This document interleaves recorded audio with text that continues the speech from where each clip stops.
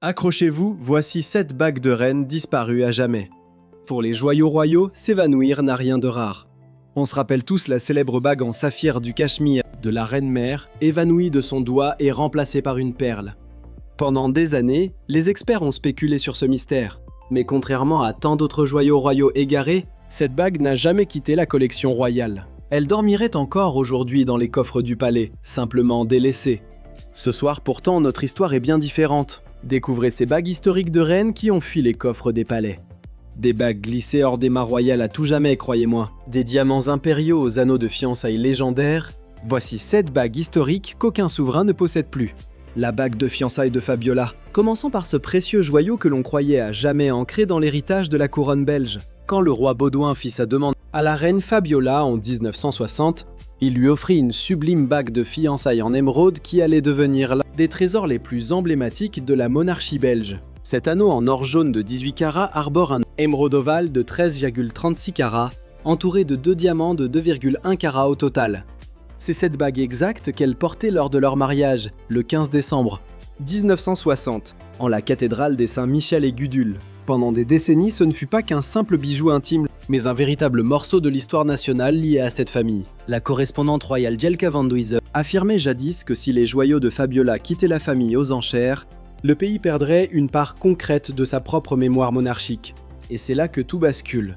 La bague est réapparue cette année chez Ansorena pour être discrètement mise en vente. Bien que la maison d'enchères n'ait pas crié sur les toits son origine royale, ce joyau unique a suscité un engouement immense et s'est vendu pour 34 000 €, soit le double de l'estimation. Désormais aux mains d'un acheteur privé, elle rejoint la triste liste de ses reliques perdues. Quel dommage que l'héritier n'ait pas choisi de garder ce trésor en famille.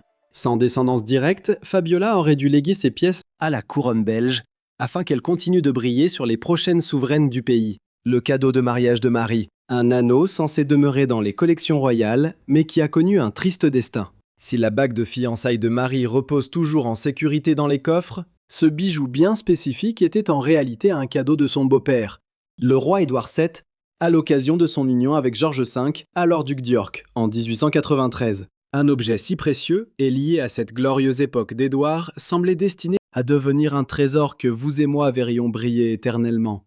Accrochez-vous, car la reine Marie possédait l'une des plus grandes collections de bijoux de l'histoire, a finalement légué cette bague à une autre figure royale, la princesse Margaret. Cette bague était un magnifique héritage de famille, un diamant marquise serti dans une bordure de rubis taille calibre, avec des épaulements en diamants séparés et un anneau cannelé d'or et platine. Après la mort de la princesse Margaret, la famille Snowdon décide de s'en séparer. Bizarrement, on voyait très rarement cette bague portée par Margaret. Mais malgré cette incroyable histoire royale, le précieux bijou a fini chez Christie's, le 13 juin 2006. La bague est vendue à un collectionneur privé pour 57 600 livres, ce qui signifie que ce cadeau de mariage royal n'appartient plus à aucun palais aujourd'hui. Voici la bague de Marie-Josée, la toute dernière reine d'Italie qui n'a régné qu'un seul mois. Elle a reçu une incroyable bague en rubis et diamants offerte par Tamaro de Marinis, un célèbre marchand et collectionneur de livres anciens, pour son mariage avec le prince héritier Umberto en 1930. Croyez-moi, cette bague était bien plus qu'un simple bijou historique et rare, une pièce unique liée directement à l'histoire de la monarchie italienne et européenne. Pourtant, au lieu de rester au sein de la dynastie, la reine l'a vendue avant sa mort, plutôt que de la léguer à ses enfants. Sinon, on aurait pu l'avoir portée par la princesse Clotilde Marie-Pascale de Savoie, la princesse Marina de Savoie, gardant un lien précieux avec l'histoire italienne. Au centre brille un rubis birman rouge sang de pigeon, pesant 8,48 carats, entouré de 16 diamants étincelants. Sa rareté extrême en a fait la star absolue des enchères, estimée à 9 millions de dollars, soit environ 1,06 million de dollars par carat. À titre de comparaison, un rubis de 25,59 carats s'est vendu 30 millions de dollars, devenant la toute première pierre hors diamant vendue à plus d'1 million par carat, pulvérisant ainsi le record précédent pour un rubis. Vous aussi, vous auriez adoré l'avoir resté au palais plutôt que de finir chez un collectionneur privé ? Encore un incroyable trésor perdu pour la royauté aujourd'hui, la bague de fiançailles d'Élisabeth II. Cette alliance de la reine Élisabeth II cache une intrigue d'amour et d'histoire captivante. En 1947, le prince Philippe, duc d'Édimbourg, propose un anneau dessiné par lui-même. Elle se compose d'un grand diamant taille brillant entouré de gemmes plus petites, fabriquées par la maison londonienne Philippe Antrobus. Mais le plus fou dans toute cette histoire reste l'origine de ces diamants. Les pierres provenaient en fait d'un diadème de diamants et d'Aiguemarine, qui appartenait à la mère de Philippe, la princesse Alice de Battenberg. Ce diadème possédait lui aussi un passé impérial incroyable. C'était un cadeau de mariage de Nicolas II de Russie et Alexandra Féodorovna. Avec cette provenance unique, les experts ont longtemps pensé que la bague restait la propriété privée d'Élisabeth, exclue des trésors de la couronne. Et quand la reine a légué ses joyaux privés à ses proches, accrochez-vous, ces pièces liées au Mountbatten ou Battenberg cachent un secret. Avoir été léguées à sa fille unique, la princesse royale Anne.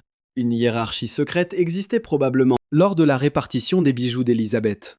Mais un tel trésor familial a pu échapper aux règles habituelles. De nos jours, les experts estiment cette bague à 250 000 $, même si son histoire vaut bien plus. Beaucoup d'experts pensent que la bague appartient désormais à la princesse Anne, elle qui a également reçu le diadème grec, un autre bijou d'Alice de Battenberg. La reine lui a aussi légué plusieurs bijoux du quotidien, dont son célèbre collier de perles à 3 rangs. Si c'est vrai, préparez-vous car le bijou le plus sentimental d'Élisabeth, sa bague de fiançailles, aurait discrètement quitté les coffres royaux pour la collection privée de la princesse royale, poursuivant ainsi son destin familial.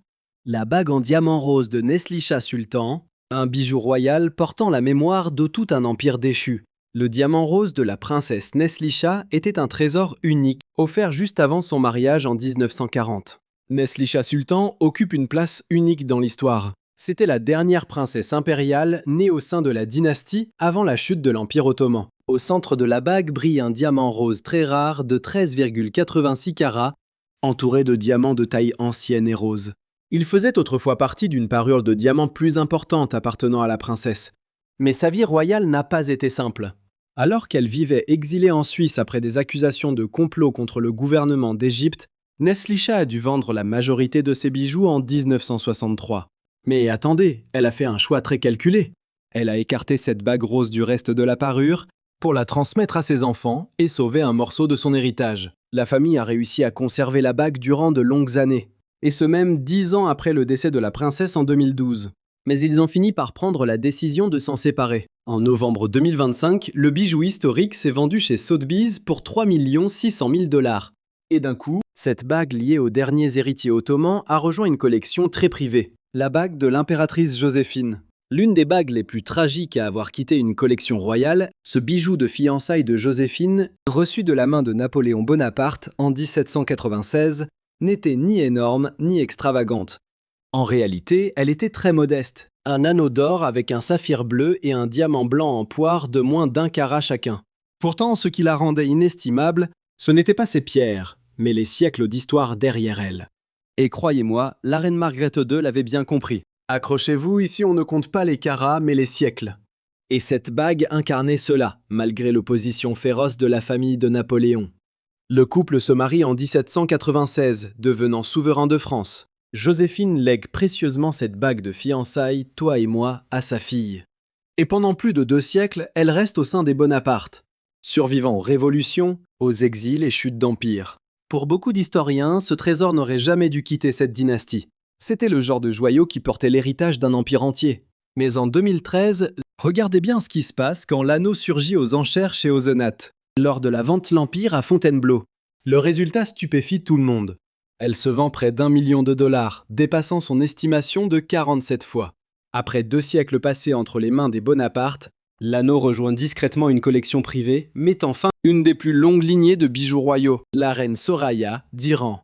Parlons ensemble de l'une des bagues de fiançailles les plus légendaires du XXe siècle. Quand Mohammad Reza Pahlavi, Shah d'Iran, demande la main de Soraya, il choisit un bijou tout simplement hors du commun, une merveille signée par le légendaire Harry Winston, le roi des diamants. Elle arborait un diamant spectaculaire de 22,37 carats taillé en émeraude, entouré de 2 diamants baguettes étincelants sur un anneau de platine. Avec sa taille imposante et son design élégant, ce bijou s'impose vite comme l'une des bagues les plus célèbres de l'histoire. Après son divorce avec le Shah en 1958, Soraya conserve précieusement son alliance et s'installe en Europe. Un destin bien différent de celui des bijoux de l'impératrice Farah Pahlavi, laissée derrière elle suite à son exil tragique d'Iran, et aujourd'hui conservé précieusement dans le trésor national de la Banque centrale d'Iran. Au décès de Soraya en 2001, sa succession, qui comprenait cette bague légendaire, se retrouve finalement mise aux enchères à Paris en mai 2002. Durant ces 3 jours de vente exceptionnelle, le bijou s'envole pour 838 350 $, doublant presque son estimation de départ acquise par un collectionneur anonyme. Ainsi, l'une des plus grandes merveilles d'Iran s'efface doucement de l'histoire royale pour disparaître à jamais. Dites-moi en commentaire laquelle de ces bagues vous a capté. Et avant de partir,